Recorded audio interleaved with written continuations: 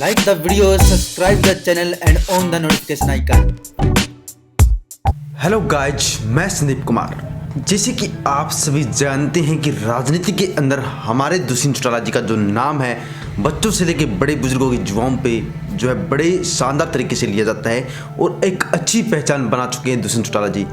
दोस्तों, आपको बता दूं कि अभी कुछ ही दिन पहले जिन चुनाव हुए थे और जिन चुनाव के अंदर जो है हमारी कुछ तैयारियां अधूरी रहने की वजह से जो हम जिन चुनाव नहीं जीत पाए थे, लेकिन दोस्तों आने वाले टाइम के अंदर हमें मजबूती के साथ खड़ा होना है और चुनाव के अंदर जो है विजय का अपना ध्वज अलग तरीके से लहराना है और जो विपक्षी दलों को जो है उनकी औकात बतानी है। आपको बताते कि दोस्तों कि अभी अभी जो है विपक्षी दल कोलकाता में आपने जैसे देखा होगा किस तरह से जो है आपस के अंदर लड़ रही हैं और जो है ये एक दूसरे पे निशाना साधते हैं और ऐसे दल जो है मेरे को बिल्कुल पसंद नहीं है जो एक दूसरे की बुराइयां करते हैं, एक दूसरे पे निशाना साधते हैं।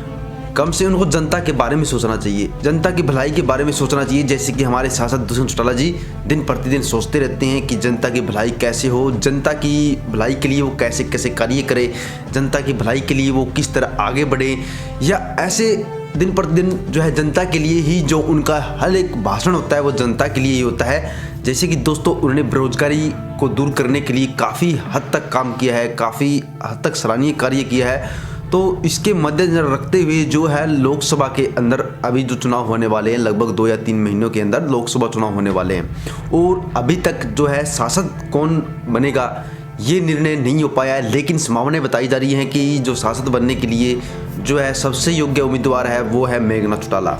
यही कार्यकर्ताओं का कहना है कि मेघनाथ चौटाला जी को ही सांसद बनना चाहिए या सांसद की तरह उनको खड़ा होना चाहिए हिसार सीट से। और जो है जैसे कि आप जानते हैं कि दुष्यंत चौटाला जी ऑलरेडी जो है सांसद है, तो अभी लोकसभा चुनाव के अंदर ये काफ़ी बड़ा सवाल उठता है। तो आप लोग भी कमेंट करके बता सकते हैं कि सांसद के रूप में वो किसे देखना चाहते हैं, क्योंकि दुष्यंत चौटाला जी जो है सांसद के चुनाव नहीं लड़ सकते हैं, एमपी के चुनाव नहीं लड़ सकते हैं। तो आप लोग बताइए कि दुष्यंत चौटाला जी को छोड़ के मेघनाथ चौटाला जी या दिग्विजय चौटाला जी या अदर्स किसको जो है एमपी की सीट से इलेक्शन लड़ना चाहिए, आप कमेंट कर सकते हैं और जो है अपनी राय जो है दुष्यंत चौटाला जी तक पहुंचा सकते हैं। क्योंकि दोस्तों यहाँ पे आपकी कमेंट बहुत महत्वपूर्ण होती है कि आप राजनीति के अंदर जो है जेजेपी पार्टी के बारे में क्या सोचते हैं, क्या सोचना है आपका जेजेपी पार्टी के बारे में। यहीं तक दोस्तों जो है सबसे बड़ी गलती जिन चुनाव के अंदर ये हुई कि दोस्तों हमने इसको लाइटली तरीके से ले लिया, क्योंकि दोस्तों ये फर्स्ट चुनाव थे, जेजेपी पार्टी के बनने के बाद फर्स्ट चुनाव थे और फर्स्ट चुनाव के अंदर भी ये हमारी काफ़ी अच्छी कोशिश है कि जो हमारे जो जीत के बीच जो डिफरेंस रहा है वह बहुत ही कम रहा है। ये जो कनेक्टिविटी हुई है कुछ बुजुर्गों की वजह से जो उनसे हम डायरेक्टली कनेक्टिविटी नहीं बना पाए। युवा वर्ग जो है दुष्यंत चौटाला जी को अच्छी तरह से समझते हैं, लेकिन कुछ बुजुर्ग वर्ग है वो दुष्यंत चौटाला जी को नहीं समझ पाए, तो उनसे कनेक्टिविटी थोड़ी बनानी जरूरी है। जैसे कि दोस्तों चौटाला परिवार ही इतना बड़ा है कि जो है दुष्यंत चौटाला जी को हराना बल्कि मुश्किल ही नहीं बल्कि नामुमकिन है, लेकिन कुछ समस्याओं की वजह से जो है ये चुनाव हैंडल नहीं हो पाए। लेकिन अब हमें तैयारी और भी मजबूत करनी चाहिए। तो मैं पार्टी कार्यकर्ताओं से कहना चाहता हूँ कि इस चीज़ को लाइटली मत लें। उन्हें बड़े बुजुर्गों से युवाओं के साथ साथ, युवाएं जो है खुद समझते खुद अंडरस्टैंडिंग है, युवाओं के साथ साथ उन्हें बड़े बुजुर्गों को भी जो है चुनावी अभियान के अंदर शामिल करना चाहिए और उन्हें भी जो है उचित मार्गदर्शन दे के उन्हें जो नई पीढ़ी की टेक्नोलॉजी के बारे में, नई पीढ़ी की ज़रूरतों के बारे में, नई पीढ़ी की रोज़गारों के बारे में, नई पीढ़ी की कुछ समस्याओं के बारे में जो उन्हें अवगत करवाना चाहिए। जैसे कि आप लोग जानते हैं कि दुष्यंत चौटाला जी जो है सांसद के अंदर काफ़ी आवाज़ें उठाई है हरियाणा के लिए, हरियाणा के काफ़ी मुद्दों पर उन्होंने जो है वहाँ पर अपनी आवाज़ उठाई है और कुछ मुद्दों को सोल्यूशन भी दिया है। तो दिन प्रतिदिन हमारे जो युवा सांसद आवाज़ उठाते रहते हैं, उन्हें पता है कि देश को क्या चाहिए, देश को जो सरकार युवाओं की होनी चाहिए यही उनका सोचना है। और यही हम कहते हैं कि दोस्त युवाओं की सरकार ही आगे चलकर जो है उचित मार्गदर्शन करके उचित सपोर्ट से जो आगे बढ़ सकती है और उचित हरियाणा को आगे लेके जा सकती है।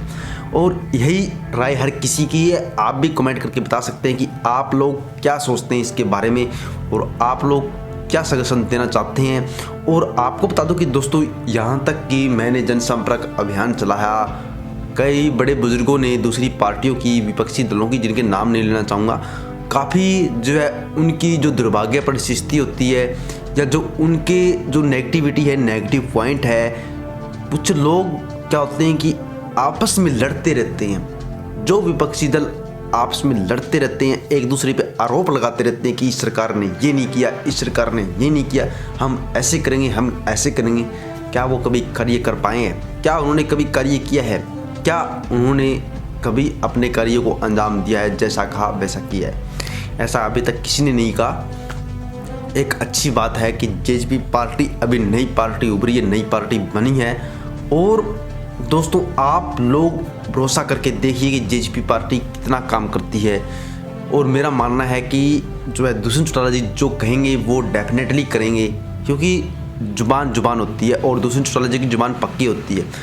मानते हैं कि कुछ राजनीति में काफ़ी समस्याएं आती है, हरियाणा गवर्नमेंट को सेंट्रल गवर्नमेंट में किसी और की सरकार हो तो काफ़ी समस्याएं भी आती है, बजट वगैरह काफ़ी डाउन चल रहे हैं तो, लेकिन फिर भी जो है हरियाणा की सरकार को, हरियाणा को आगे बढ़ाने के लिए काफ़ी उत्थान करने चाहिए। और ये जो उत्थान कर सकते हैं हमारे दुष्यंत चौटाला जी ही कर सकते हैं, जो हमारे हरियाणा प्रदेश को आगे एक निश्चित रूप दे सकते हैं, आगे एक अच्छी जगह, अच्छी सिचुएशन पे लेके जा सकते हैं, दुष्यंत चौटाला जी ही कर सकते हैं। और आपको बताऊँ कि दोस्तों ये बात साबित भी हो जाएगी, क्योंकि लोकसभा चुनाव के बाद ही विधानसभा चुनाव होने, तो सबसे पहले लोकसभा चुनाव आएंगे।